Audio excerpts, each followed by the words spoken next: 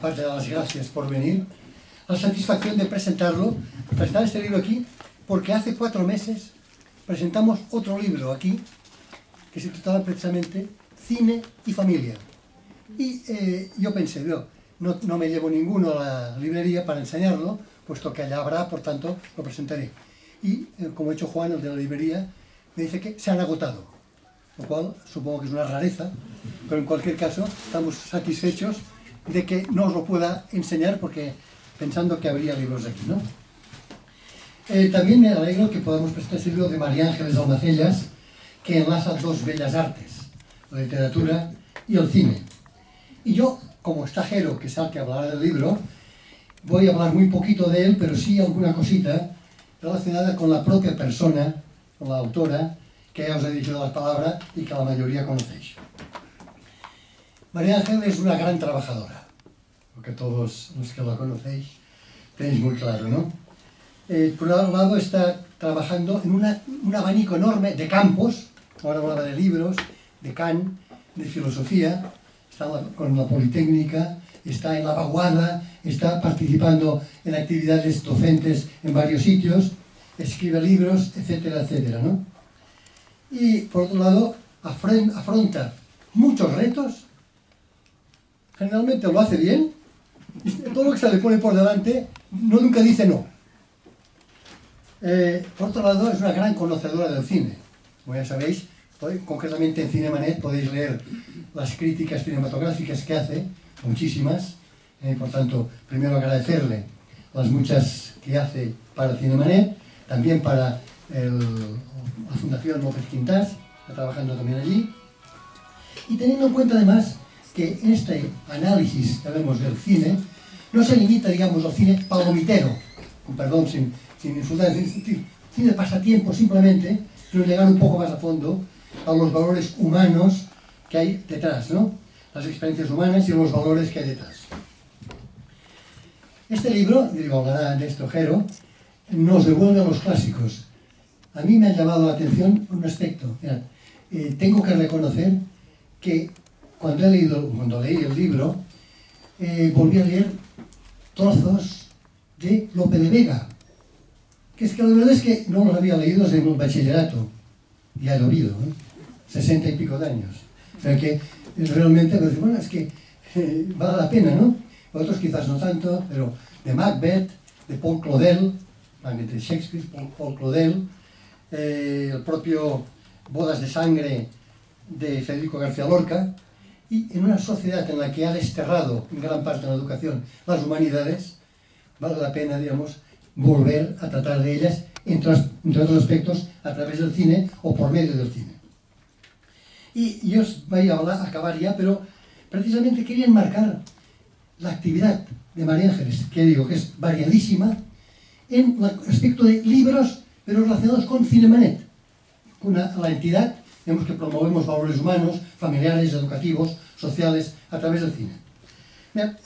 Os decía hace un momento que presentaba hace unos meses el libro Cine y Familia, que es un libro colectivo, entre los cuales uno de los coautores era ella. Pero, por ejemplo, hicimos hace un tiempo este libro, Guía Cinemanet para perfeccionar el arte del Cineforum, por ejemplo, otro directamente producido por Cinemanet, pero sobre todo es que he hecho un pequeño repaso de la cantidad de libros, centrándonos solamente en el aspecto bibliográfico, de gente que colabora con Cinemanet, participa, y que escribe libros sobre cine, lo cual nos lleva a pensar de que hay un enorme bagaje en este campo de cine, pero también libros relacionados con valores humanos, con familia. Leo unos cuantos. La propia María Ángeles, Cine para pensar, Seguir educando con cine, el cine, y después con Ninfa Watt y Juan Orellana, Manual de crítica de cine, géneros cinematográficos. Perdona, Daniel, di que estos están en la librería, estos dos últimos. Pues mira, estos, sin saberlo yo, efectivamente, Manual de crítica de cine y géneros cinematográficos. Gloria y Consuelo Tomás, que son dos hermanas, profesoras también de universidad, La vida humana a través del cine. Consuelo Tomás y otra profesora, Beatriz Ródenas, Los sentimientos y la vida afectiva a través del cine. Uno que se llama Javier Rodríguez Fraile, Ennio Morricone, música, cine e historia. Jaume Figa, Una bella historia.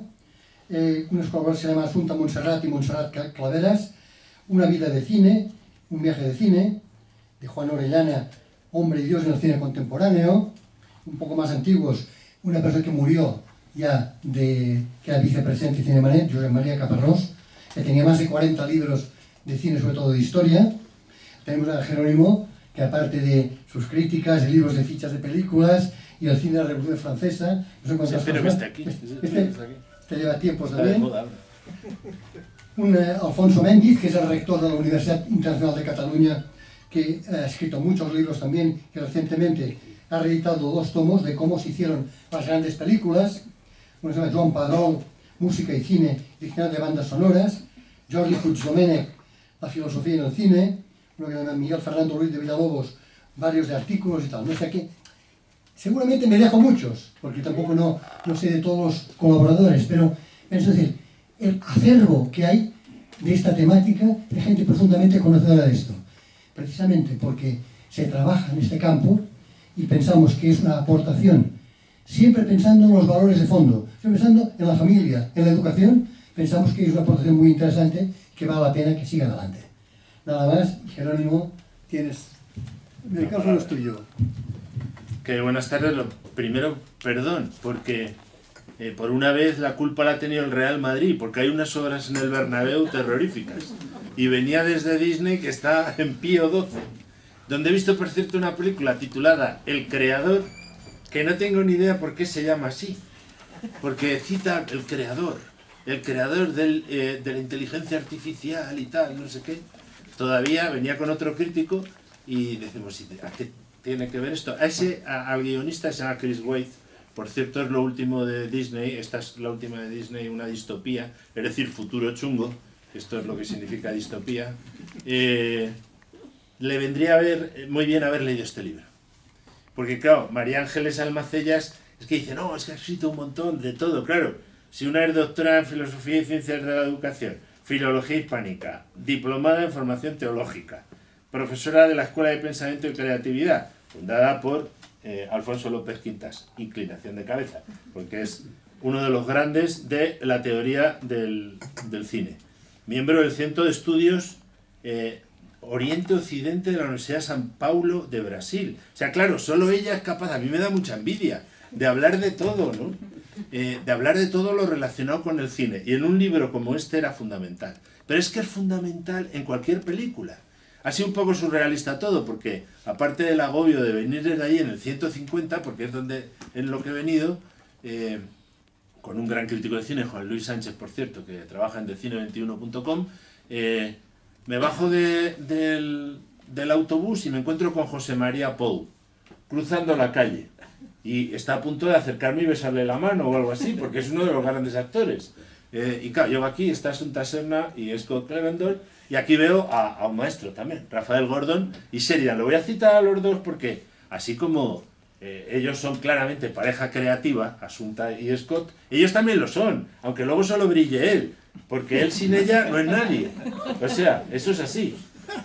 Son dos casos concretos de complementariedad varón-mujer, bastante importantes en el ámbito de la creación literaria, artística y cinematográfica. Creo que son claros, porque Rafa es un tipo singular. La última vez que fui a su casa, me dejas que lo cuente, ¿no? Estaba en el hall, digo, en el porche, en plan John Ford, con esa gorra que lleva, como si estuviese a punto de filmar algo, ¿no? Estaba sentado a su lado Sheridan, ¿no? Y yo llego, era la primera vez que iba a su chalet, y abro la puerta y según estoy abriendo, en mitad de la calle, ahí, es una urbanización que es más o menos discreta, menos mal, y me grita, ¡no! ¡No me llevéis al asilo! ¡Todavía puedo hacer algo! Y yo con la mano en la puerta, ¡que no! ¡Que todavía sigo! O sea, me hizo una performance ahí, que menos mal que no había nadie, ¿no? Pero yo ya lo tengo apuntado como una posible secuencia para mi película, si alguna vez hago una película. O sea, porque me pareció magistral, de alguien que todavía se resiste al paso del tiempo y que está todavía exprimiendo la vida, que es de lo que va este libro, para hacer buenas películas. Claro, este es un libro de alguien que tiene una preparación que le permite hablar de las diferencias del lenguaje literario y del cinematográfico, o más bien de cómo el cine se alimenta también de ese lenguaje literario, de la diferencia que hay entre... Es muy interesante lo que cuentan en algunos momentos María Ángeles, porque de la diferencia que hay entre el concepto que se dice ahora, o sea, la idea inicial que tiene el escritor, lo que luego sale, porque mientras uno escribe eso te lo cuentan mucho los guionistas, pero también los escritores. O sea, estaba escribiendo y los personajes me obligaban a ir por una línea que yo no había previsto. Eso le pasa a los literatos, a los grandes literatos, pero es que le pasa a los guionistas igual. Luego tienen que adaptar todo eso al lenguaje cinematográfico, que como ella bien analiza aquí, es el séptimo arte, que es un arte complejísimo. ¿Por qué? Porque es que pilla de todos, eso es un arte voraz. Pilla de la literatura, pilla del teatro, pilla de la fotografía, que es el octavo arte, si no me equivoco, del cómic también, últimamente. Ahora también todos tienen estructura, incluso de los videojuegos. Ahora casi todas las películas tienen estructura de salto de pantallas, como en los videojuegos. Por supuesto que pilla de la música, o sea, es un arte complejísimo. Por eso, claro, hacer una crítica de cine, ¿os creéis que es fácil? Y que mi vida es fácil. Pues no. O sea, un crítico de cine tiene que intentar saber de todo, porque se te escapa. O sea, anteayer vi por segunda vez Barbie. Película que me encanta. Cada vez más. Cada vez más.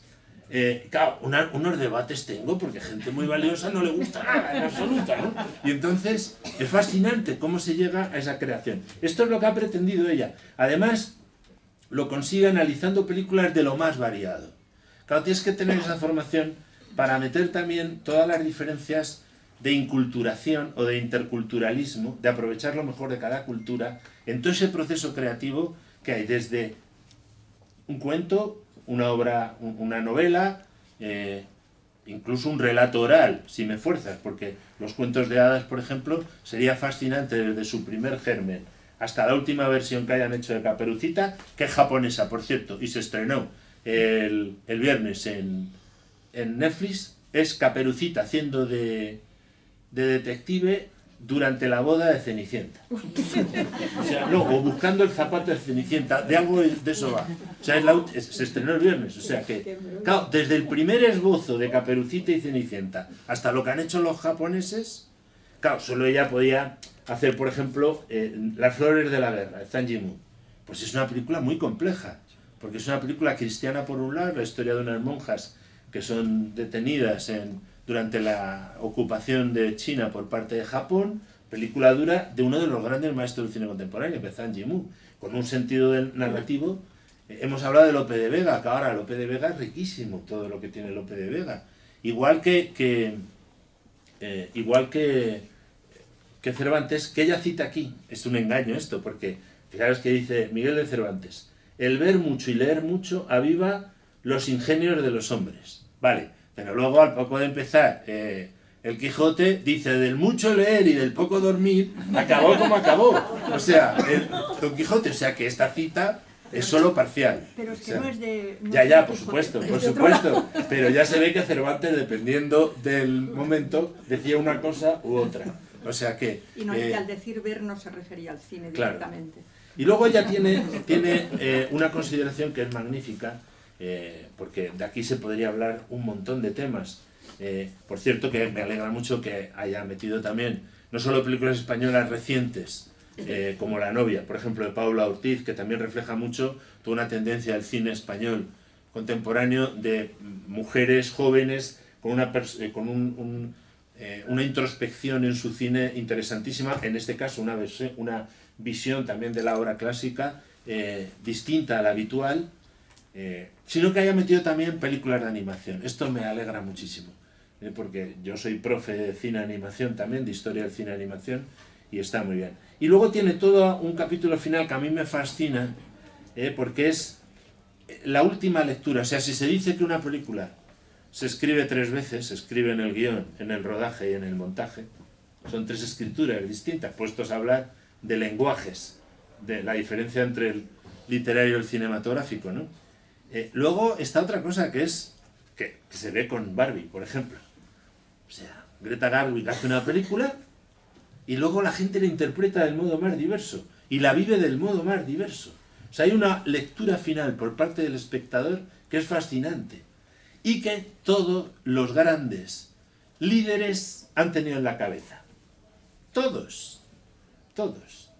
O sea, Lenin le decía a Sergei Eisenstein que el cine era el mejor modo de difundir el comunismo que tenían en sus manos.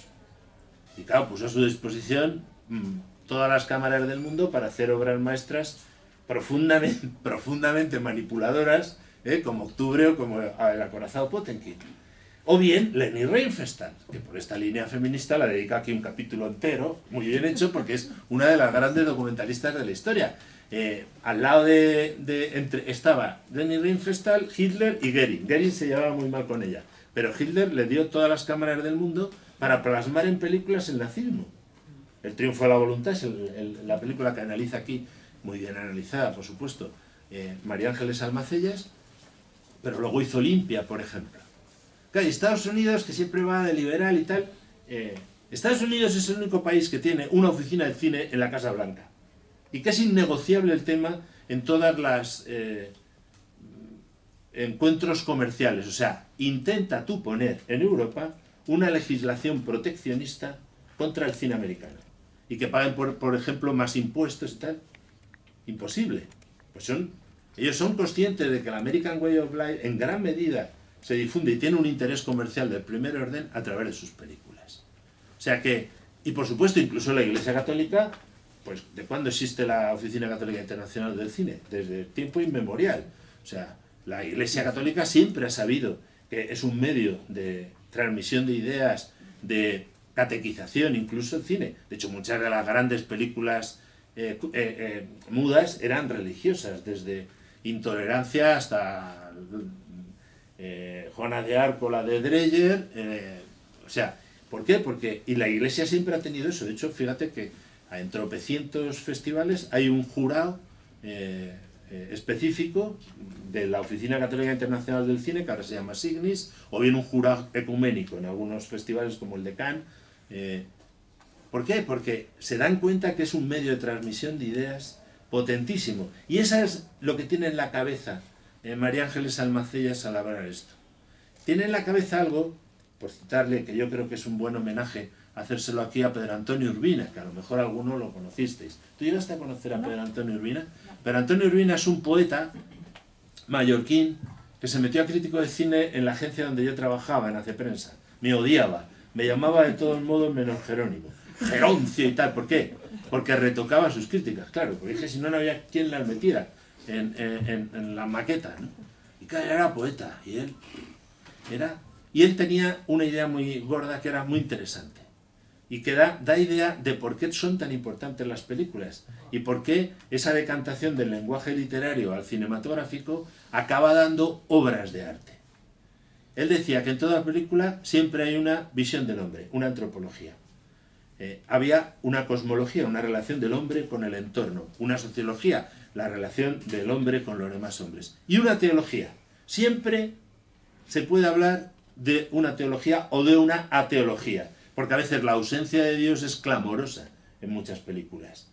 Con lo cual ese análisis es del que parte, y es la riqueza de este libro, porque todas esas técnicas o todos esos lenguajes literarios, cinematográficos, fotográficos, musicales, están al servicio de ese fondo de las películas. O sea, de esa mirada que dan al hombre, que es la que decía Orson Welles que tiene que tener una buena película. Una buena película es siempre un espejo de la realidad. Y cuanto mejor la refleje, con más honestidad la refleje, con más autenticidad, me gusta aquí esto, le agradezco haberme dado la oportunidad una vez en la facultad, no sé si te acuerdas, en filología, hablamos de la autenticidad como elemento del lenguaje cinematográfico. Y me parece clave, a mí como crítico de cine, o sea, puedo no estar de acuerdo con el director, pero lo que no puedo permitir es que manipule al personaje. Si yo le preguntara a Asunta, te diría, no, yo siempre voy buscando la verdad de mi personaje. Puedo no estar de acuerdo con ella, ¿verdad? Y claro, por eso es tan inquietante películas como El hundimiento, donde te muestra a Hitler no como un monstruo, sino como un ser humano. Podías ser tú, Hitler. Y eso es lo más inquietante. Eso es lo más auténtico. O sea, no es tanto que esté de acuerdo con mi modo de ver, sino que sea honesto al exponer el suyo. Que sean auténticos los personajes. O sea, en ese sentido, así como la de hoy del creador me ha dejado más frío que un témpano, este fin de semana he visto una película de Netflix. Sorprendentemente, Netflix tiene a veces buenas películas. que se titula, se me ha olvidado cómo se titula, pero voy a mirarlo porque vale la pena, es que es muy difícil, ya veréis que es bastante difícil el título de esta película. Os la aconsejo vivísimamente. Es del género más denostado de la historia del cine, que es la comedia romántica. Más denostado por algunos, porque en mi casa existe el llamado Club de las Cursis, que lo fundó mi madre, mi hermana y mi sobrina, y yo soy el socio número 4. Y entonces de vez en cuando me dicen, Jero, danos alguna peli para el Club de las Cursis. Esta es una. Se titula, atentos, porque os va a sorprender bastante. Se titula ¿Cómo puede ser buena una película que es una comedia romántica? Y se titula La probabilidad estadística del amor a primera vista. ¿Qué tal? Es estupenda, es estupenda. O sea, un chico y una chica con una naturalidad desbordante, ella americana, él inglés, ella va a la segunda boda de su padre, que le ha dolido muchísimo el divorcio de sus padres, y va, pero en fin, para tener... Y él va al funeral de su madre, no cuento más. Y un encuentro con el azar, el destino, la providencia divina, lo que queráis, entre medias. Deliciosa. 93 minutos además. Una estrella más por ser corta de duración. Porque la que he visto hoy duraba 2 horas y cuarto. Que eso no lo sabía yo y también ha influido en que llegue aquí un poquito justo. Tercera película que he visto hoy, por cierto. O sea que, para que veáis a lo que iba, la autenticidad. Y esto está aquí muy bien mostrado. Porque todas las obras de arte, esto es de Tarkovsky, Andrei Tarkovsky, citar ya Andrei Tarkovsky es lo más en esculpir en el tiempo, toda obra de arte surge del afán de expresar un ideal ético y supone la ligación orgánica de fondo y forma. Esto aquí está en todos los análisis, como en todos sus libros, porque se agradece muchísimo que se haga toda esta mirada al cine desde esa perspectiva, no solo intercultural, no solo desde todos los ámbitos literarios, musicales, fotográficos, del propio lenguaje cinematográfico, los efectos de montaje, todo, la narrativa, la frescura. Esto es lo que hay que hacer, ¿no? Y así, efectivamente, se puede hablar del cine como generador de obras de arte tan rico. No iba a decir que más, no voy a ponerme ahí, pero bueno, incluso más que la literatura a veces, porque a veces a la literatura te cuesta acceder. A mí me está pasando una cosa, es una confesión que hago, otra más aquí, y es que cada vez me cuesta más leer novelas, porque me parecen lentas. Que veo tanta película que hasta que entra... Y luego resulta que es fundamental las descripciones. Recuerdo El Señor de los Anillos y es fascinante las descripciones que hace Tolkien. Luego, claro, eso lo tienes que traducir de alguna manera al lenguaje cinematográfico. Pero a veces lo traducen con tal maestría que generan obras maestras que te conmueven hasta cambiarte la vida. Por eso Jean-Luc Godard decía que cada plano que uno hace es un acto ético, es una decisión ética, porque estás transmitiendo constantemente. Y por eso Kieslowski decía que él hacía el cine para encontrar la esperanza. O sea, era cosa que nos lleva casi siempre a que todas las películas, de un modo u otro, son autobiográficas, de un modo u otro. O sea, porque están reflejando las propias inquietudes de los directores. Con lo cual el cine es una cosa muy seria. Y así es como lo ha demostrado aquí María Ángeles Almacellas, que acaba con otra obra maestra, basada en una obra de teatro magistral también, que es Un hombre para la eternidad, de Fred Zinnemann, con libreto era de Bolt, ¿no? ¿Cómo se llamaba el guionista, ¿no? Digo, el autor de la obra de teatro. Y guionista también. O sea, esta es una película interesantísima porque toda la riqueza literaria de la obra de teatro de él se traduce en una obra maestra del cine británico, Un hombre para todas las estaciones. Además, season ahora es también temporadas, que está muy de moda por las series de televisión. O sea, es un hombre para todas las temporadas. Obra maestra, en mi opinión, y que además ilustra muy bien este capítulo, que es el carácter formativo de la obra cinematográfica, ¿no? O sea que creo que es un libro interesantísimo, no es muy largo como veis, o sea que se lee muy bien y además afronta todos los temas, incluso las narraciones infantiles, cuentos, películas. Creo que es muy importante, ahora que gracias a Dios también se están volviendo otra vez al cine familiar, se están haciendo muchas películas, incluso películas que son magistrales desde el punto de vista narrativo. Pixar, hasta que se le ha ido un poco la pinza, ha estado ofreciendo al mundo unos guiones, sobre todo en las 3 primeras películas de Toy Story, magistrales, o sea, con niveles de lectura a todos los públicos, desde 9 meses a 99 años, que es de una riqueza literaria impresionante.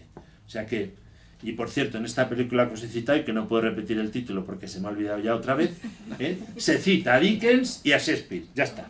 O sea, que ya si eso, si esta película fomenta que alguien joven, porque se ve muy bien, bastante joven, se lea de hecho el protagonista se llama Oliver, claro, el inglés, Oliver Twist, lea Shakespeare o Dickens, pues fenomenal. Y con esta, no solo te apetece eso, te apetece leer, por supuesto, a Lorca, y te apetece leer la obra en la que se base Las Flores de la Guerra, o lo que queráis. Con lo cual es un libro que, en mi opinión, es estupendo, que te da la visión del cine que yo creo que deberíamos tener todos los que nos gusta el cine, que es una visión, por un lado, con una gran amplitud de miras, o sea, me da igual arte y ensayo, me da igual blockbuster, lo que quiero son buenas películas. O sea, yo ahí sí que con el tiempo he ganado mucho, con lo que más me cuesta es con el terror, porque me entra la risa con el terror, es lo que me pasa, sobre todo si es muy gore, pero hago esfuerzo para que también ese género me guste, o sea, que me gusten todos los géneros, y no despreciar ninguna película, de ningún tipo, porque te encuentras verdaderas joyas, y a veces no serán joyas redondas, serán momentos de estos cumbres. Y si no habéis visto, si no os gustó Barbie la primera vez que la visteis, volver a verla, por favor, con el esquema de este libro, y quedaros en esa secuencia en la que Barbie, con un problema existencial genial, va al mundo real, se da cuenta que no es como se lo han pintado en Barbieland, y se encuentra al lado de una señora anciana que le dice: usted es preciosa. Y ella le dice: ya lo sé. Tiene 82 años esa señora. Lo que la gente no sabe es que es la figurinista de la película. Una diseñadora de vestuario con 3 o 4 Oscars, que le dijo: me gustaría sacarte en la peli. Dice: encantada. Y fue ella la que dijo: pues yo podría decir eso, ¿te parece? Y me parece un momento magistral en la que Barbie, antes justo ha visto una serie de familias jugando con niños y tal en un parque. La vida real, que es la que lleva al final a decir: por favor, sáquennos la Barbie ordinaria, la normal, la de todos los días, la que es realmente auténtica, que es el personaje de esta peli de título impronunciable otra vez, de Netflix, que os aconsejo vivamente, y que probablemente esté en alguno de los libros futuros de María Ángeles Almacellas, estoy seguro, porque en cuanto la vea va a decir: me gusta, me gusta, me gusta. Es auténtica, es profunda e incluso tiene citas literarias. Muchas gracias por escribirnos estos libros. A ti, Jero, muchísimas gracias.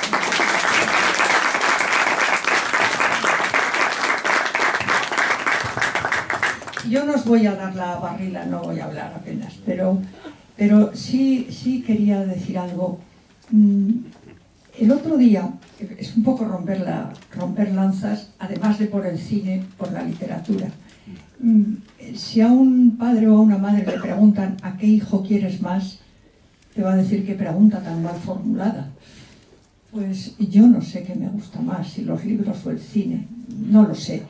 Pero sé que el otro día, estando en mi casa con amiga común, con Isabel Ordaz, que por cierto está representando aquí en el Bellas Artes una obra de teatro que os recomiendo, fantástica. Además la lleva ella, o sea, la bondad de la obra es ella.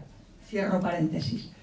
Estábamos las dos ahí sentadas tan a gusto, hablando de cine, trabajando cine, y de momento levanta sus ojos tan expresivos, mira el anaquel lleno de libros que tengo en el salón y dice desde lo más profundo: ¿qué sería nuestra vida sin libros? Es buena, ¿eh? Es buena. Es buena. Claro, evidentemente, ¿qué sería nuestra vida ya sin el buen cine? Y yo os lo decía antes, lo he trabajado a fondo este libro y coincidieron casi en el tiempo, primero escribí uno, después el otro, pero coincidió casi en el tiempo con el libro para la Universidad Politécnica, el de géneros cinematográficos. Y las ideas se me cruzaban, porque claro, aunque escribas primero uno y luego el otro, se gestan, o sea, el acto sexual es anterior. Y entonces se han concebido los dos y luego ya se van desarrollando, ¿no? Y se cruzaban, indefectiblemente se cruzaban. Y entonces aquí hubiera querido poner cosas de allí, pero claro, no podía. Y allí hubiera querido poner cosas de aquí, pero tampoco podía, porque no se pueden mezclar. Y ahora incluso con el que estamos, el mismo trío, Ninfa Wot, Juan Orellana y yo, preparando para la Politécnica también el siguiente, las ideas no pueden por menos que cruzársenos. Pero que esto es una riqueza, porque es un encuentro, como enseña mi maestro, el profesor López Quintás, es un encuentro personal con la obra literaria o con la obra cinematográfica. De tal manera que es verdad que yo soy lenta escribiendo, soy muy lenta, porque además me sale un tema y lo tengo que estudiar y busco y no puedo. Por ejemplo, me ha salido hoy la cita, que no la voy a poner, pero me ha salido la cita de Nietzsche: el hombre que tiene un porqué es capaz de cualquier cosa. Claro, pero ¿dónde estaba la cita? Pues hasta que lo he encontrado no he parado. Entonces, claro, eso es rato, ¿no? Pero es un enriquecimiento personal que de verdad le pido a Dios que me dé años de pluma, más que de ordenador, estoy más a gusto con la pluma, pero que me dé años de pluma, porque es una realización personal extraordinaria. Y repito que muchas gracias por estar aquí.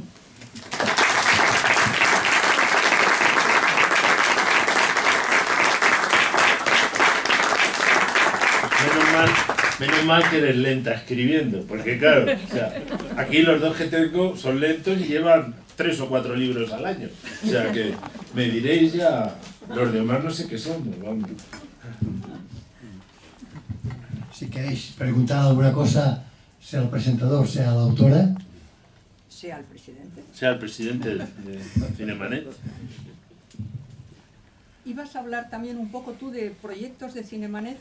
Bueno, sí, un poquito solo, pero muy brevemente, porque sobre todo lo importante en este caso es el libro y lo que nos ha contado Jero, ¿no?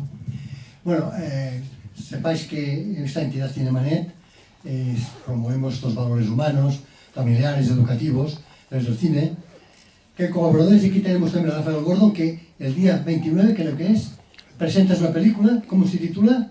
Se titula La pasión de Kierkegaard. La pasión de Kierkegaard. O sea que, bueno, en todo caso, ahí lo tenéis. Bien, precisamente pues nosotros estamos trabajando y diré solamente alguna cosa próxima en Madrid.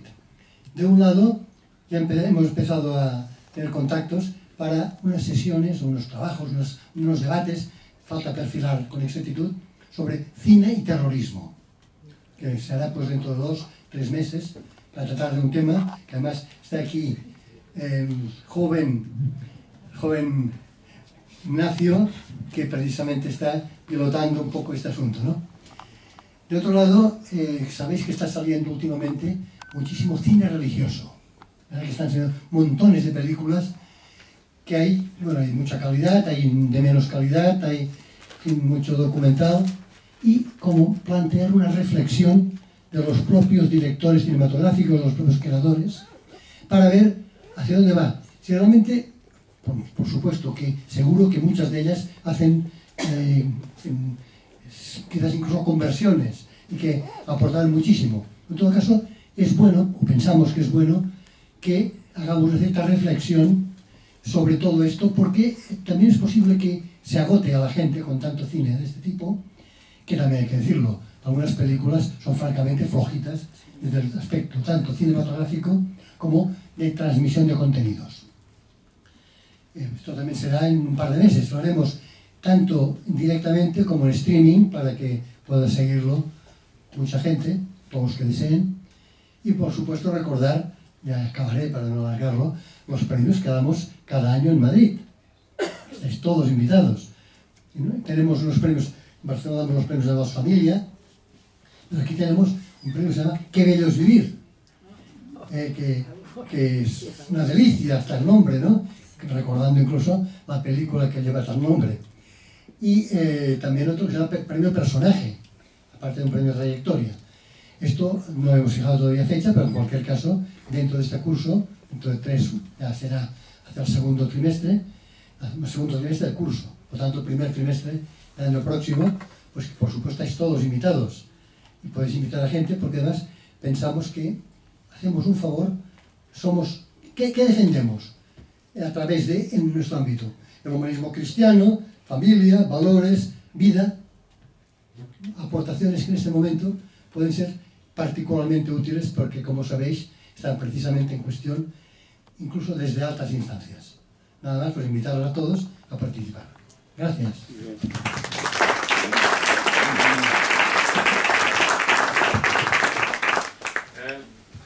Yo siempre soy el primero. Esto es una cosa... Es que es muy tímido, es que es muy tímido. No, es una cosa en otros sitios, Reino Unido, Estados Unidos, hay una cola, un micrófono y todo el mundo está listo para hacer preguntas. Mi pregunta para vosotros, para todo el mundo, es realmente hemos visto un cambio, que podemos decir en los últimos 4 años, en el tono del tipo de película del mainstream, hablando de Hollywood, Disney, Netflix, etcétera, etcétera, que llega abajo de la bandera de woke, que llamamos así. Que hemos visto la destrucción de Marvel, hemos visto la destrucción de Guerra de las Galaxias, hemos visto casi la destrucción de todas las películas animadas de Pixar. ¿sabes? De Pixar. Hemos llegado al punto de que fue un estándar dorado antes, ahora nadie quiere verlo. ¿Qué va a pasar?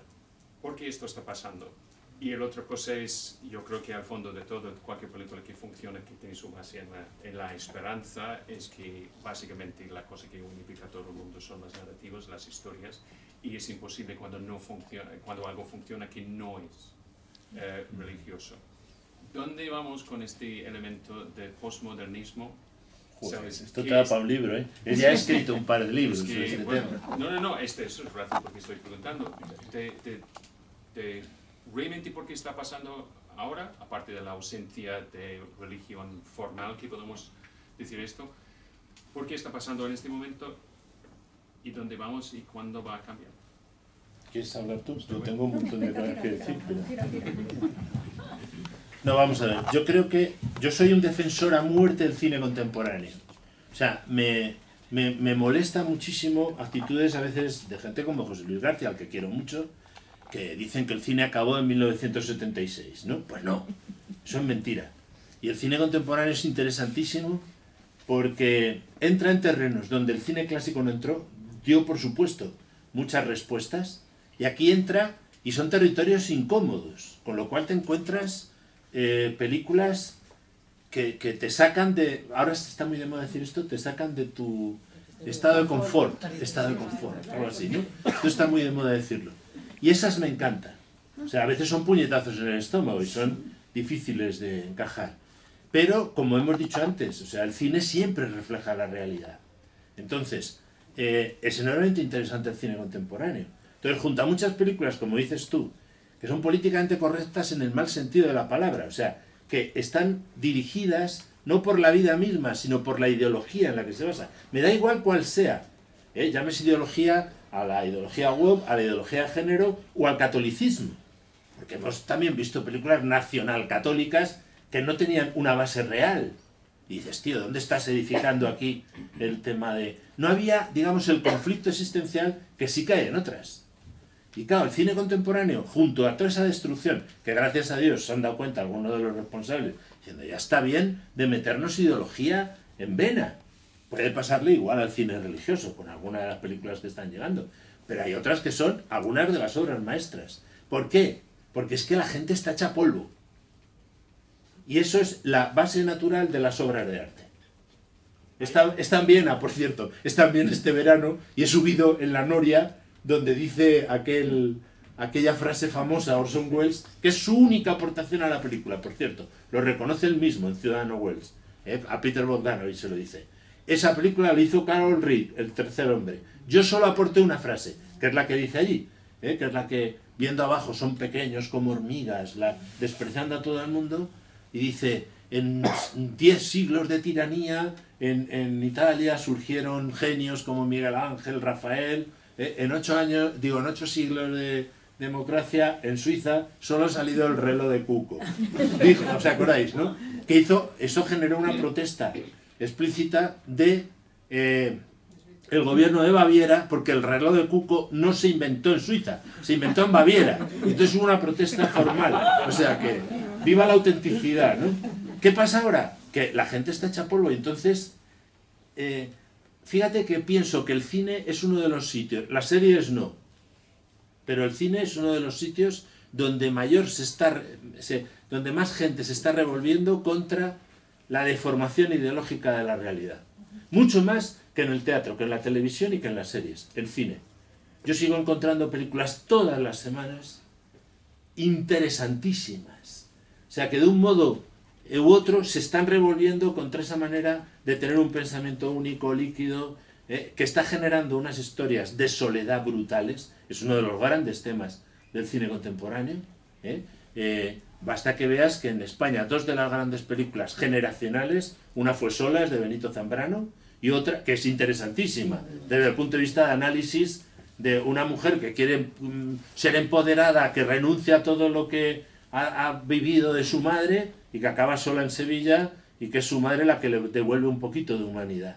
Un personaje que en teoría debería ser una mujer reprimida de pueblo, que ha soportado a un tío impresentable, que la ha maltratado. Y sin embargo, esa película sorprendentemente te muestra otra mirada a esas dos mujeres. Exactamente la misma de La soledad, de Jaime Rosales, que es otro autor que va a su aire, 5 Goyas se llevó esa película, y que refleja mucho la soledad en la que estamos. Hay muchas películas que son así, y que se rebelan contra esa, en el fondo, desdramatización de muchas situaciones que son esencialmente dramáticas. Es así, y es dramático las crisis de identidad de tanta gente, existenciales, sexuales, lo que quieras. Son dramáticas, y entonces dices, ¿qué pinto aquí? Ahora la gran preocupación, esto no lo quiere decir nadie en público, son los suicidios juveniles. ¿Por qué? Porque eso cualquier psiquiatra te lo dice, porque se han disparado a muerte. Y los de mayores. Y los de mayores, por supuesto, pero eso es menos... Hoy mismo están en un congreso en Mahón. Claro. Se han disparado. O sea que, pero impresionante. y por eso el cine está sacando películas enormemente interesantes, y por eso es lógico que se vuelva una cierta mirada trascendente, de algo que me dé sentido, que no sea el puro materialismo de decir, hago lo que me da la gana y triunfo por encima de quien sea. Y el triunfo es solo material, porque ese triunfo material no te llena. Permíteme que cite otra vez a Barbie, pero el llanto de Barbie a cámara, cuando se da cuenta de que la han engañado y que ella es una mujer normal, que tiene celulitis y que puede apoyar los talones en el suelo, se parece muchísimo a una de las escenas cumbre de Margot Robbie, que estuvo a punto de ganarle el Oscar, la nominación se la llevó, cuando está delante del espejo interpretando a una triunfadora, a una chica empoderada, porque su madre la ha educado en eso, que era este personaje histórico de la patinadora de patinaje artístico, que por entrar en las Olimpiadas permite que su hermano y un amigo le rompan la pierna a otra. Y está delante del espejo ella, vestida con, que es muy emblemático, viva el vestuario como elemento del lenguaje cinematográfico, con un traje de estos brillante que pone USA, con lo cual es una crítica a toda esa moral del triunfo a cualquier precio, y se mira en el espejo mientras están poniendo las pinturas de guerra, me está maquillando, si se echa a llorar. Es una interpretación de Margot Robbie magnífica, lo cual me permite también que por favor repensemos todos Barbie, porque la productora ejecutiva es Margot Robbie y es una actriz de primera fila y dispara con bala. Película, por cierto, hecha también con otra gran pareja artística, porque el guión es de Greta Gerwig y de su marido, que es un tipo peculiar llamado Noah Baumbach, y que tienen 3 hijos. Interesantísima combinación para analizar esa película. O sea, que creo que van los tiros por ahí. O sea, es lo que digo, o sea, el cine es autobiográfico.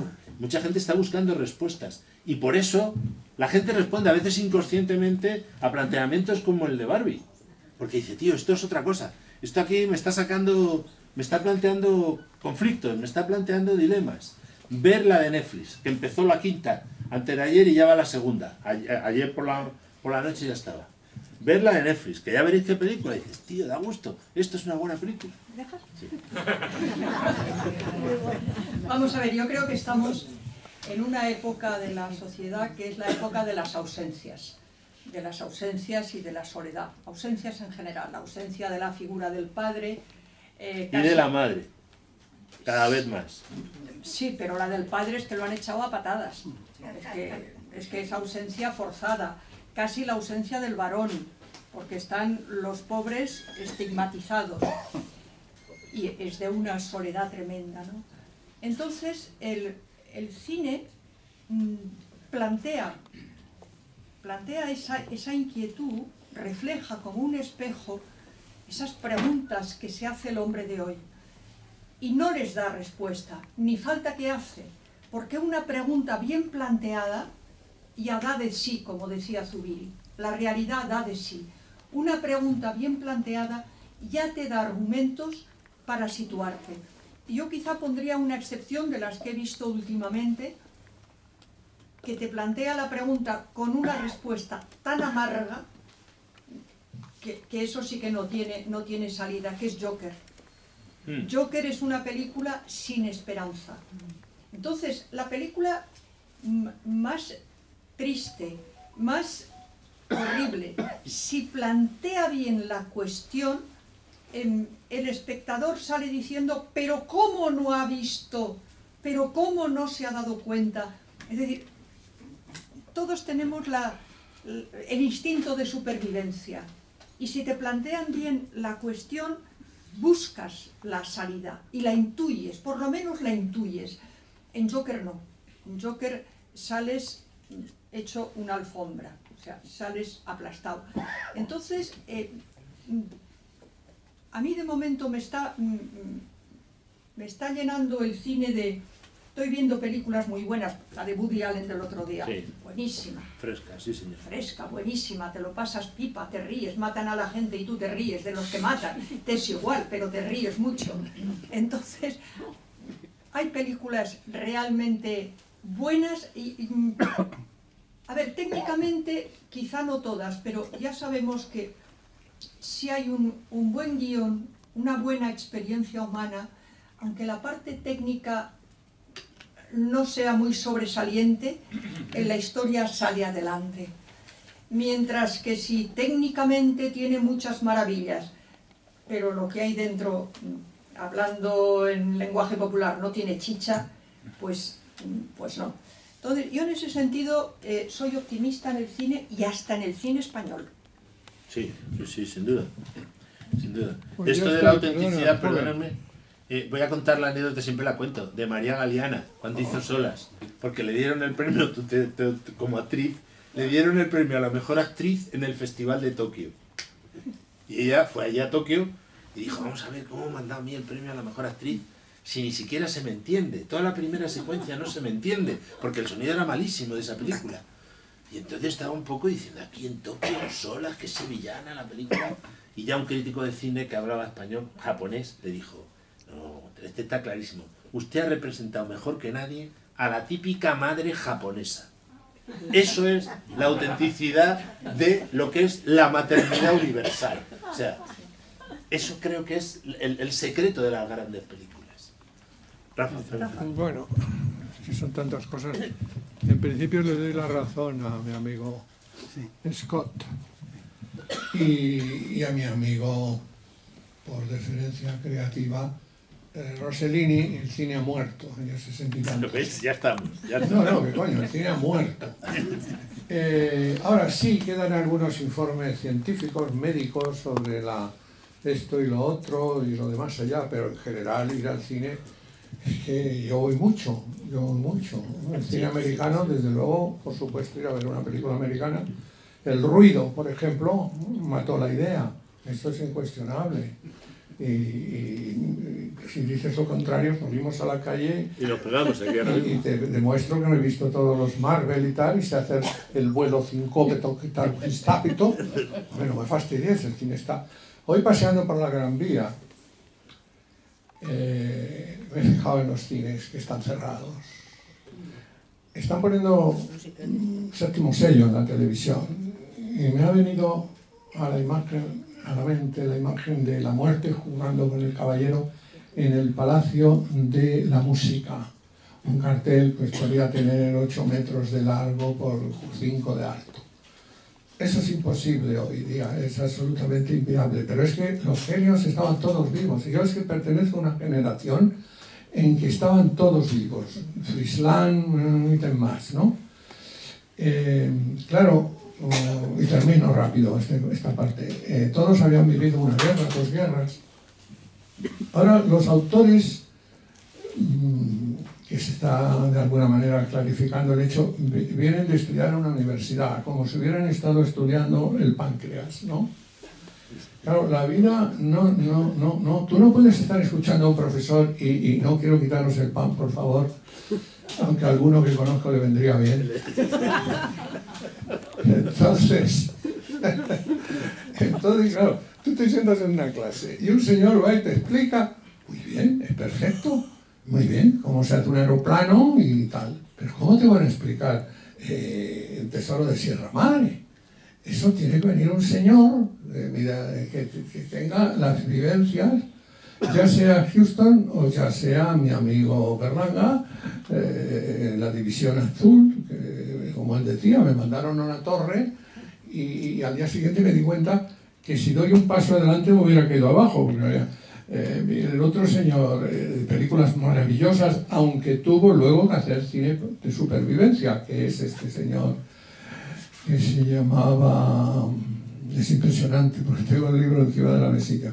Entonces, y resumiendo, os quiero mucho y por eso me gusta oírme ante vosotros, me estoy prolongando, pero claro, cuando ves que lo que ha quedado es un reducto en los minicines, llamémosle así, los Golem, los Renoir, que han cerrado la mitad aquí y allí, y vas a ver las películas, todas son la misma. ¿Por qué? Porque ha recibido el premio en un festival. Si no tiene el premio en un festival, no se estrenan en estos cines las películas, llamémoslas de ideas. Porque las otras, evidentemente, son para un parque temático. Yo voy a Las Rozas y voy al Paleto Ocio de Villalba y voy asiduamente, ¿entiendes? Y entonces digo, bueno, en serio, ¿qué vamos a ver?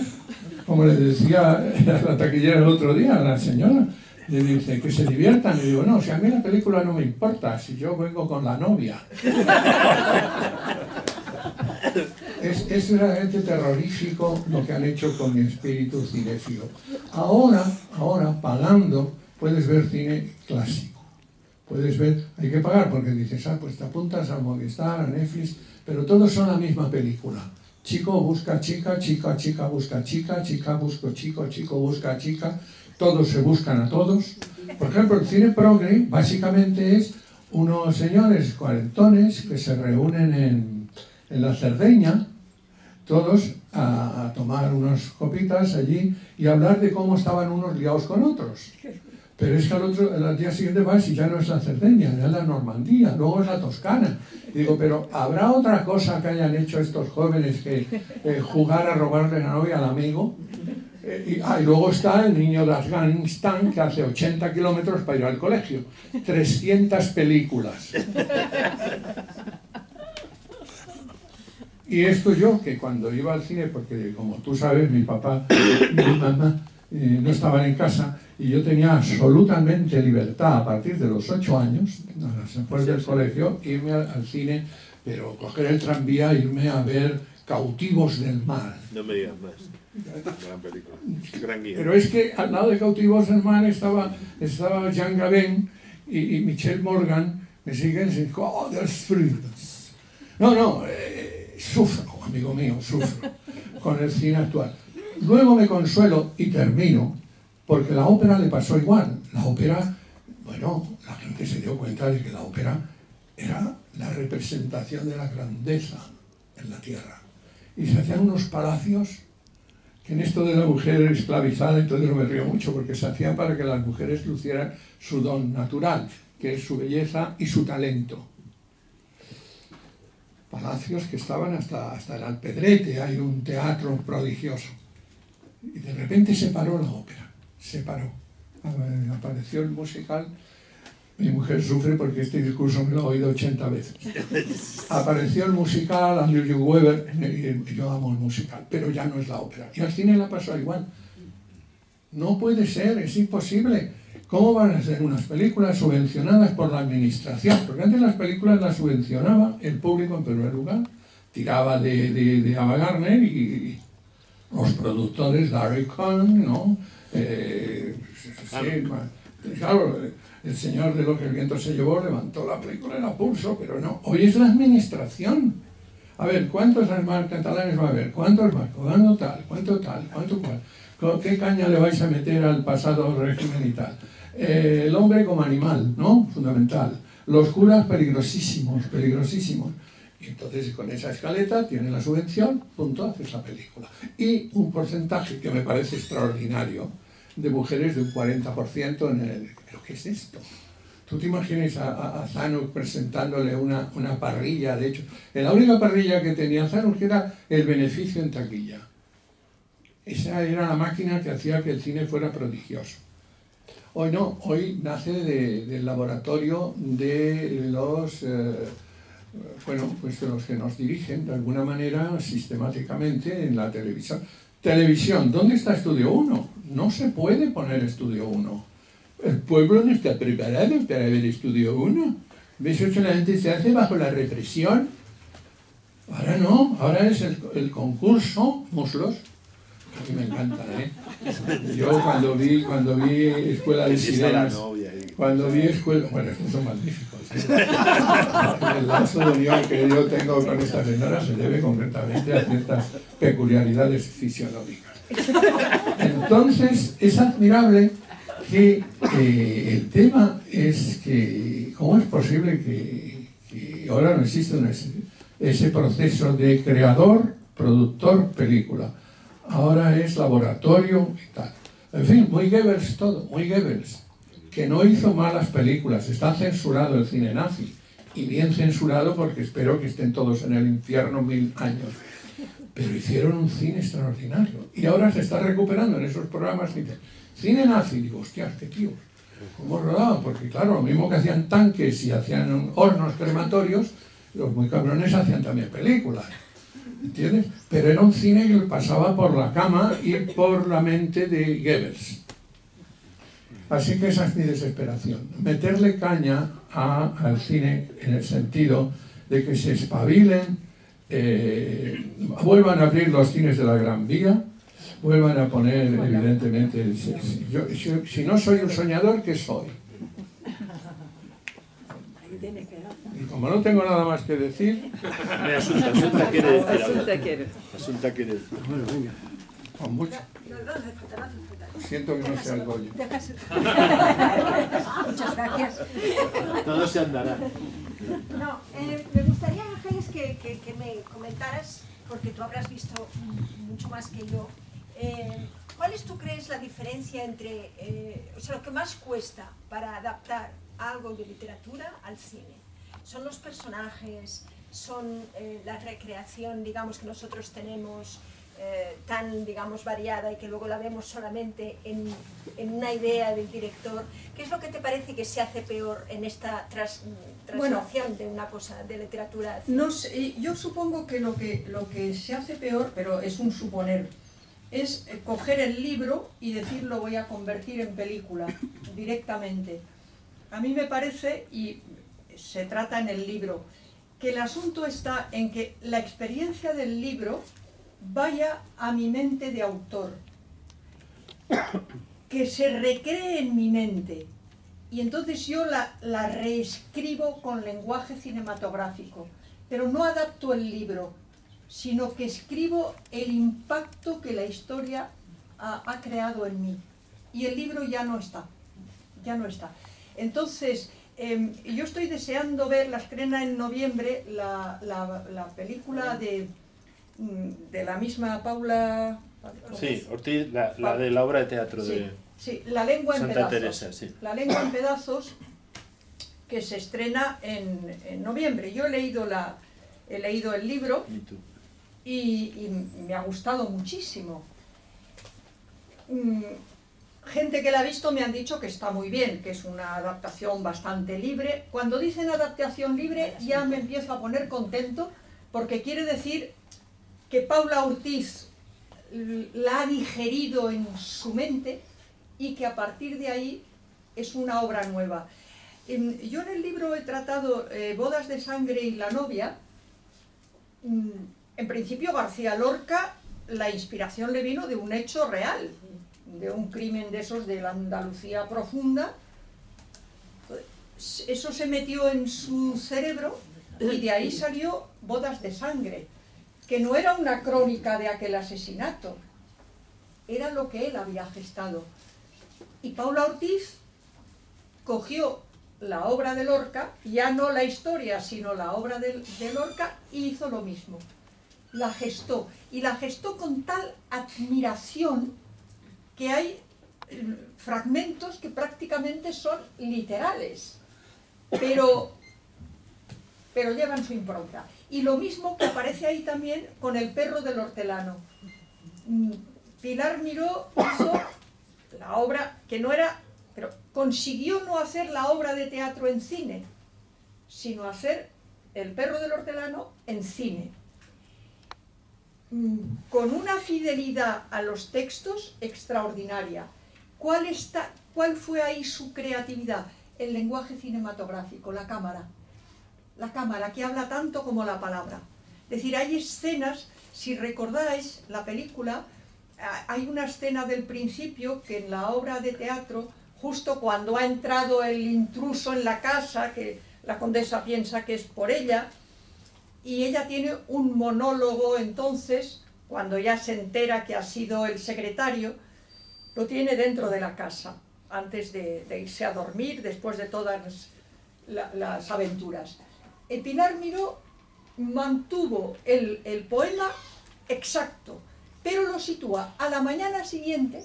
Luego el espectador sabe, no tiene por qué pensarlo, le llega, que esa noche lo ha pensado, que no es a golpe caliente. Y entonces el monólogo es en el jardín, con una flor en la mano e intercambiando miradas con él. Entonces, es el mismo día, son las mismas palabras de Lope. Como decía Orson Welles, la cámara es el ojo de un poeta, ¿no? Sí. Es el ojo del poeta que lo ha pasado al lenguaje cinematográfico. Por eso, generalmente cuando hay una adaptación literaria, claro, el espectador, si no se para a pensarlo, no sabe por qué, pero dice, me ha gustado más la novela. Porque no hay una variación. Y porque además, si la ha leído, le queda ese impacto dentro. Y en cambio, otras veces no dice, me ha gustado más la novela, es que ni se le ocurre, porque se encuentra con otro lenguaje. Opinión personal, ¿eh? Sí. La mía personal, ¿sabes? Sí. A ver. Que yo cuando leo un libro... Espera, que no te van a oír. No, bueno, que cuando leo un libro que me ha gustado mucho, nunca voy a ver la película, porque me decepciona. Sí. Bueno, siempre hasta ahora, ¿eh? Pero tampoco soy muy de cine. Mal hecho. Había- Me gusta Mal mucho hecho, María, ¿eh? mal hecho, hay que ir al cine. Sí, de Bueno, esto, pero al cine para reírte, No, no para sufrir. los O para críticos, pensar. los críticos siempre, Bueno, si algunas ponemos, veces sí en algunas películas, pero... si la verdad si es que no ponemos soy muy mal así. alguna Me gusta la adaptación literatura. es por ser demasiado literal. Sí. Siempre, siempre. O sea, la clave es, me estoy acordando, porque has dicho tú la impronta. No sé si habéis visto una película de Juan José Campanella que se titula El juego de las comadrejas o algo así. ¿Te acuerdas, no? Sí, lo he dicho. Pedazo de guión. Sí, Es una diva del cine argentino que está viviendo en una casa con su marido, que es un actor secundario, el pobre, que nunca triunfó. ¿Tú lo has visto? Pues te encantaría, porque además uno de ellos es el Murdoch, de los Luthiers, dos de los que murieron. Uno es él, que es el de la voz grave y tal, hace de guionista. Entonces, estaba casado con la hermana de la diva, entonces acaban viviendo en la mansión la diva, su marido, que es un pobrecillo, un actor secundario que nunca ha brillado, y luego el guionista y el director de todas sus películas, que son los dos peligrosísimos. Es tipo Cautivos del mal. O sea, con este cruce de verbos y tal, entonces están lanzando pullas todo el rato, ¿no? Y vienen, vienen dos que quieren hacer un pelotazo inmobiliario y comprarle, engañando a la pobre diva diciendo que ella todavía podría hacer cine y tal, y los otros le ven y le hacen una trampa a ella. Es originalísima la película.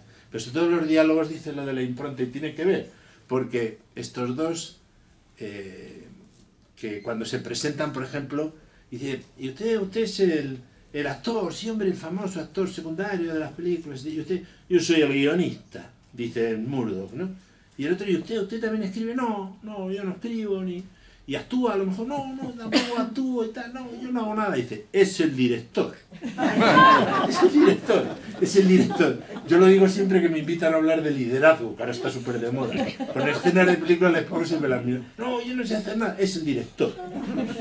Ese es el contexto. Entonces, el actor secundario pinta un cuadro. De un lado. Está ahí, que es un cuadro que, claro, se lo enseña... Campanella se lo enseña a... Lo digo por la adaptación, porque es un paisaje que intuís ahí, pero es un mugruño ahí de mucho cuidado, ¿no? Y se acercan los dos a este, que es un pobre ingenuo, buena gente y tal. Y dice, hombre, qué cuadro, le dice el Murdoch.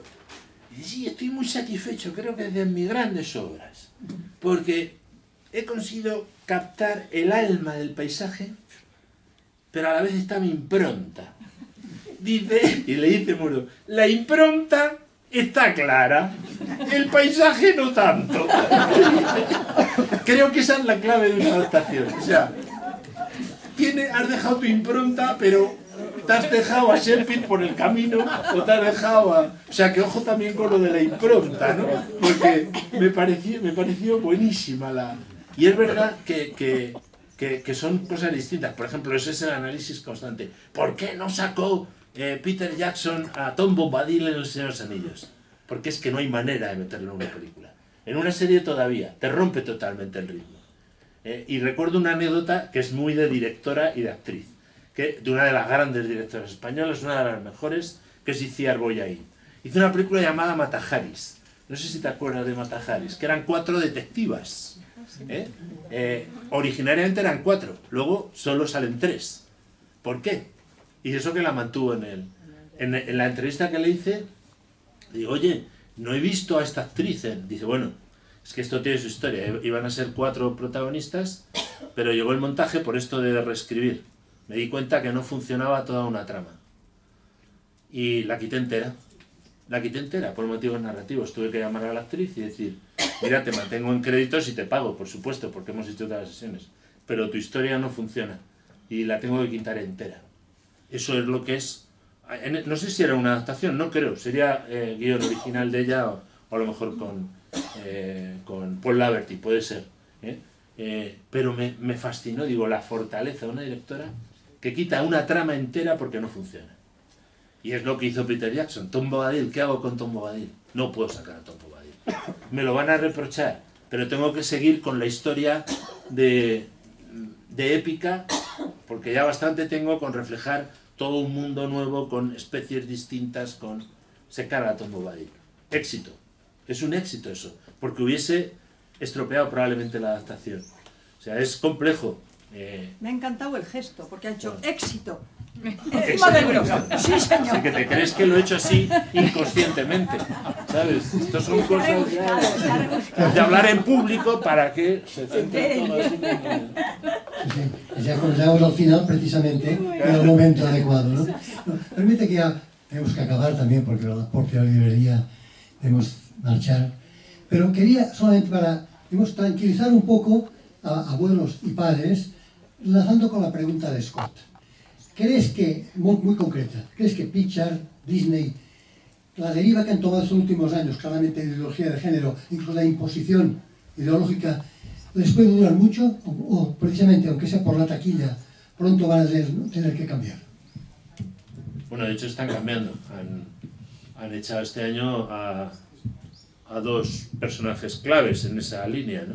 Porque había habido protestas también por parte de trabajadores de Pixar, ¿no? De imposiciones ideológicas que ellos veían que estaba estropeando la narrativa, sobre todo por esta línea de la autenticidad, o sea que si tú eres auténtico puedes hablar de todo y hablarlo con un respeto enorme a todo el mundo, pienses lo que pienses, pero si tú deformas a los personajes, si tú caricaturizas a los personajes, salvo que sea una sátira, que es probablemente el género más difícil, de ahí los problemas de Barbie a la hora de interpretarla, porque es una sátira, claro, y eso extrema además, eso malcría al espectador, porque si tú haces un cine muy ideológico, la gente va al blanco y negro, o sea, o eres políticamente correcto o no, y entre medias todos los grises, ¿qué pasa, macho? Que ahí es donde se juega uno la autenticidad de las cosas.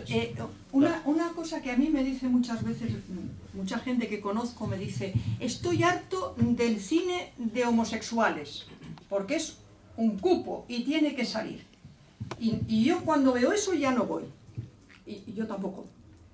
Y sin embargo, hay una película que es del 2022 y debe de estar en alguna plataforma, El Caftán Azul, Sí.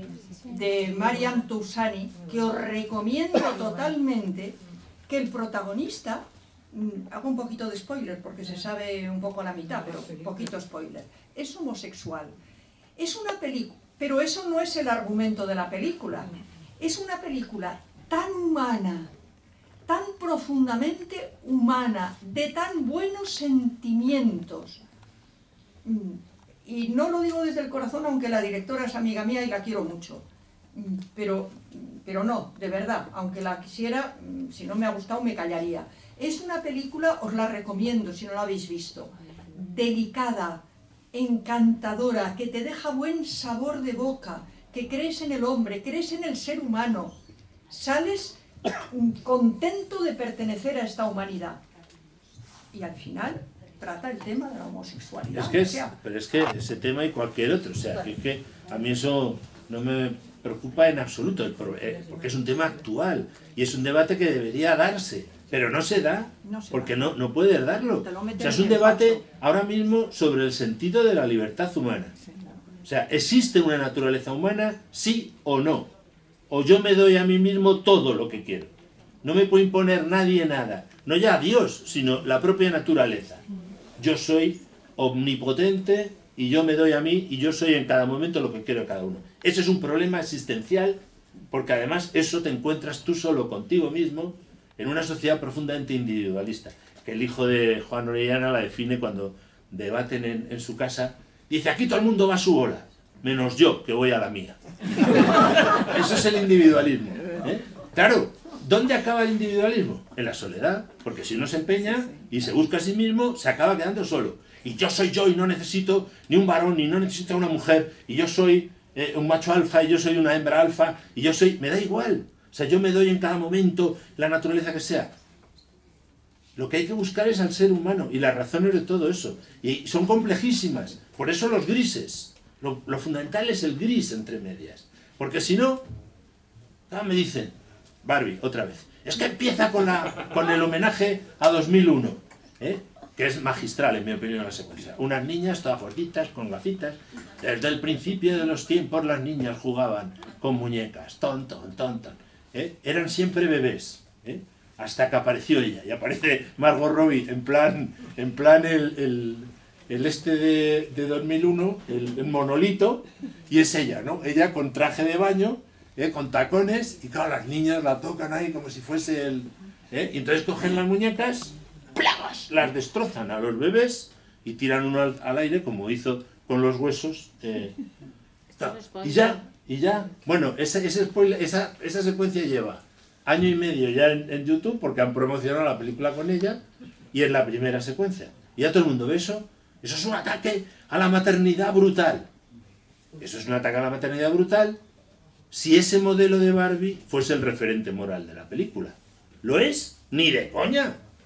Porque lo que hace Barbie precisamente es un arco dramático en el que ella pasa de un modelo de Barbieland que está edificado sobre no se sabe qué en cada momento histórico, hasta encontrarse con la vida real. Y ella sufre una crisis existencial precisamente cuando se plantea la muerte. En un mundo idílico de jijiji, jajaja, que estamos todos, qué bien, las mujeres dominamos el mundo, incluso hacemos las carreteras y y me parece genial eso, pero no es el referente moral, Barbie. Es precisamente una crítica a lo que está haciendo Greta Gerwig, a toda una visión superficial del ser humano, del hombre y de la mujer. Pues claro, el varón que aparece en la película, pues es Ken. Ken es el personaje más anodino de la historia, o sea, no tiene ningún interés. Eso lo sabe Greta Gerwig. Está criticándolo precisamente. Sin embargo, si uno quiere buscar modelos paternos, pues que mire la gente la secuencia final y entenderá todo. Y ya está. Si uno ve la secuencia final, entiendes perfectamente por dónde van los tiros de Greta Gerwig. Y de su marido, que los dos han escrito el guión. Yo quería decir, porque no sé si cuando vi esa película lo vi tan una metáfora de lo que hoy es el aborto. Es decir, de repente todas las madres matamos a los hijos que no tenemos. Bueno, yo creo que tan lejos no llegó Greta Gerwig. Bueno, habría que indagar en su propia historia personal, cosa que no estoy deseando entrevistarla a ella y a su marido. O sea, después de haberla visto por segunda vez además, con ojos críticos, con los ojos como plateados, a ver si me había entusiasmado demasiado, pues no, la defiendo a muerte después de verla. Igual que he defendido a las anteriores, porque Lady Bird y la versión que tiene de Mujercitas son magníficas las dos. Y Lady Bird igual, y tuvo interpretaciones complejas Lady Bird. Y desde luego no es blanco y negro, son grises. Y está tratado todo con un respeto enorme a la realidad, a la persona humana. Me da igual el conflicto que tengas, todos tenemos conflictos, todos. Doy clase del vestuario como elemento del lenguaje cinematográfico. Y en una rueda de prensa que hubo aquí, la he entrevistado 3 veces a Charlize Theron, que es una belleza, o sea, es una mujer impresionante. Y hizo una película llamada Blancanieves y la leyenda del cazador, donde hacía de madrastra. La Blancanieves era Kristen Stewart, muy woke ella, muy defensora de todo lo... Entonces, llega Charlize Theron, están todos, hombre, por fin películas con personajes femeninos, hombre, Blancanieves, o sea que tampoco es que sea para... Pero bueno, estaban defendiendo ese tema, cosa que me parece legítimo, ¿no? Y llega Charlize Theron, que estaba guapísima, rubia, con un traje rojo, que llevaba discutible, pero vamos, encendía. Y dice, yo no estoy muy de acuerdo con todo este discurso de mujeres empoderadas y de hombres. El problema de mi personaje, fíjate qué análisis, es que se lleva mal con los hombres. Y ese es un gran problema para las mujeres. Todos somos iguales, todos somos fuertes, todos tenemos defectos, todos somos complejos. Más las mujeres, lo dijo ella, no lo he dicho yo, lo dijo ella allí. Y todos tenemos que ayudarnos mutuamente para ser... Mientras Kristen Stewart le miraba como diciendo, ¿qué coño está diciendo? Esto se sale de lo políticamente correcto, ¿no? Fue buenísimo lo que dijo. Porque me parece el sentido, dice, y esa visión que estáis dando no es la visión que tiene la mayoría de las mujeres normales que conozco. Cosa que es cierta. Es decir, porque la gente es normal. Y luego, normal, quiero decir, todos somos normales y todos somos anormales. Porque todos tenemos nuestras cadunadas. Y ahí es donde yo creo que está el gran cine. Cuando uno mira a cada personaje, a cada persona con su complejidad, que es complejísima, o sea, juzgar, por supuesto juzgar nunca, pero en cierto modo uno se moja cuando escribe, cuando hace una obra y cuando hace una película, y da una visión del mundo, y da una visión antropológica. Es decir, señores, ¿por dónde está tirando? Y el cine, por eso, lo vuelvo a reivindicar, grandes películas contemporáneas se están rebelando contra esa... Y Disney también, porque han tenido unos fracasos brutales últimamente en taquilla. ¿Eso les mueve más? Sí, pero también les mueve que se están dando cuenta que están perdiendo autenticidad en las películas. Y esa capacidad de conmoción que tenían películas como Toy Story o Toy Story 3, que es magistral, la han perdido. Y entonces son conscientes de eso también. O sea, con lo cual yo soy optimista, siempre he sido optimista y lo soy. Tenemos que acabar. Solo quiero compartir una cosa, porque me ha contado Bud Petticker. ¿Conoces a Bud Petticker, el gran director americano que hizo el Torero y la Dama y el Talkie y todo eso? Sí.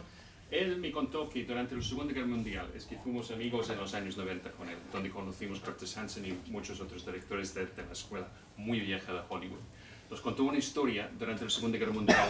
Él y John Ford, su trabajo fue de revisar las películas de propaganda. Entonces, un día, alguien ha captado una copia de Voluntad del Triunfo del Voluntad. De la Leni Riefenstahl. Sí, Leni Riefenstahl. Y los dos, tienes Walt Whittaker y tienes John Ford. Y vieron toda la película. Y me dijo que después de los créditos, uno giró uno al otro y dijeron, Heil Hitler. Claro, es que... Esto es que yo tengo que decir, Charlize Theron tiene 2 hijos trans. Sí. Entonces, ahora ella sí, está al lado oscuro de la fuerza. Y la otra cosa que tengo que dejar con Orson Welles es que cine no refleja la vida, refracta la vida.